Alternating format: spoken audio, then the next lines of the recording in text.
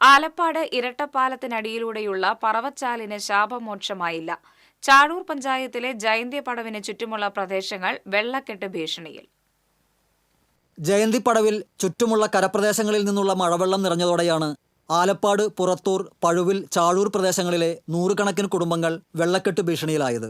ജയന്തിപ്പടവിലേക്ക് ചുറ്റുമുള്ള കരപ്രദേശങ്ങളിൽ നിന്ന് ഒഴുകിയെത്തുന്ന വെള്ളം 100ഓളം വർഷം പഴക്കമുള്ള പറവച്ചാൽ തോടിലൂടെ അന്തിക്കാട്ട് പടവിലേക്കും തുടർന്ന് കാഞ്ഞാണി, പെരുമ്പുഴ തോട് വഴി ഏനാമാവ് റെഗുലേറ്ററിലൂടെ ഒഴുകിപ്പോവുകയുമാണ് പതിവ്.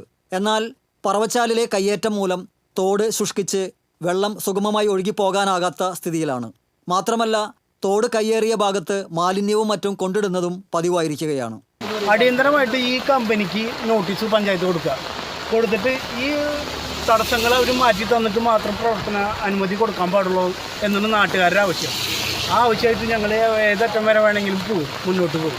ഇതാണ് ഞങ്ങൾക്ക് ഈ വെള്ളം അടിയന്തരമായിട്ട് ഇറങ്ങിപ്പോകാനുള്ള അടിയന്തരമായിട്ട് അധികാരികൾ ശ്രദ്ധിക്കേണ്ട ഒരു കാര്യം. ബോർഡുമായിട്ട് എൻക്രോച്ച് ചെയ്തുകൊണ്ട് എന്തെങ്കിലും തർക്കമുണ്ടെങ്കിൽ ഔട്ട് ഓഫ് കോർട്ട് പരിഹരിക്കാനുള്ള ഒരു നടപടി സർക്കാരിൻ്റെ ഭാഗത്തുനിന്നും അല്ലെങ്കിൽ പഞ്ചായത്തിൻ്റെ ഭാഗത്തുനിന്നും ഈ 3-4 വാർഡുകളിലെ മെമ്പർമാരും അതിന് പ്രസിഡന്റും മുൻകൈ എടുത്തുകൊണ്ട് ഇത് പരിഹരിക്കാനുള്ള ഒരു ശാശ്വത പരിഹാരം കാണുന്ന. അതേസമയം മെയിൻ റോഡിൽ ഇരട്ടപ്പാലത്തിനടിയിലുള്ള തോടിന്റെ ഭാഗം ആഴമില്ലാത്തതിനാൽ ജയന്തിപ്പടവ് നിറഞ്ഞാലേ വെള്ളം പാലത്തിനടിയിലൂടെ ഒഴുകിപ്പോകാൻ തുടങ്ങൂ എന്ന സ്ഥിതിയുമുണ്ട്. ഇവിടെ ആഴം കൂട്ടി കൽവർട്ട് പുനർനിർമ്മിക്കുകയും പറവച്ചാൽ തോടിന്റെ കയ്യേറിയ ഭാഗം വീണ്ടെടുക്കുകയും ചെയ്താൽ ഈ മേഖലയിലെ വെള്ളക്കെട്ടിന് ശാശ്വത പരിഹാരമാകും. ചാഴൂര്, ആലപ്പാട് വില്ലേജുകളിൽ വീടുകളിൽ വെള്ളം പൊങ്ങുന്നതിൻ്റെ പ്രധാന കാരണം ഈ ഇരട്ടപ്പാലം പറവച്ചാൽ തോടുമായി ബന്ധപ്പെട്ടിട്ടുള്ളതാണ്. ഇതിൻ്റെ ഒരു നിർമ്മാണം എന്ന് പറയുന്നത് തന്നെ ഒരു 100 വർഷം മുന്നുള്ളൊരു നിർമ്മാണമാണ്. അതിൻ്റെ അടിയിൽ ഒരു ജയന്തിപ്പടവിൻ്റെ റോഡിനോളം വെള്ളം പൊന്തി കഴിഞ്ഞാലാണ് ഈ വെള്ളം ഇങ്ങോട്ട് മറിഞ്ഞ് പറവച്ചാൽ തോടിലൂടെ ഈ പാടത്തേക്ക് ഒഴുകുള്ളൂ. ഈ പാലം പൊളിച്ചു പണിതാൽ മാത്രമാണ് ഈ വെള്ളക്കെട്ടിന് പ്രശ്നം പരിഹരിക്കാനായിട്ട് നമുക്ക് കഴിയുള്ളൂ. ഇപ്പം നമുക്ക് പഞ്ചായത്തിനെ സംബന്ധിച്ച് ഒരു MLA ഫണ്ടൊക്കെയാണ് നമുക്ക് ഇതിനെ ഉപയോഗിക്കാനായിട്ട് കഴിയുള്ളൂ.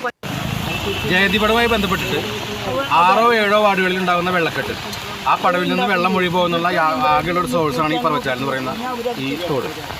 കാലാകാലങ്ങളായിട്ട് വെള്ളം ഒഴുകി പോയിക്കൊണ്ടിരുന്ന ഈ തോടിനെ ഇവിടെ സ്വകാര്യ വ്യക്തി തോടിൻ്റെ ആഴം കുറച്ച് വീതി കുറച്ച് ഇപ്പോൾ ഒരു മരക്കമ്പനി നടത്തുന്ന ആളുകളാണ് അതിലെ വേസ്റ്റുകളെല്ലാം കൊണ്ടിട്ട് ഈ തോടിനെ പകുതിയായി കുറയ്ക്കുന്ന ഒരു സ്ഥിതിയുണ്ട്. ഇപ്പോൾ 72 മീറ്റർ അപ്പുറത്ത് വരെ ഈ തോട് 4-5 മീറ്റർ വീതിയിൽ കരിങ്കല്ല് കെട്ടി ആഴം കൂട്ടി വലിയ തോടായിട്ട് റീബിൽഡ് കേരളയിൽ വന്നിട്ടുള്ളതാണ്.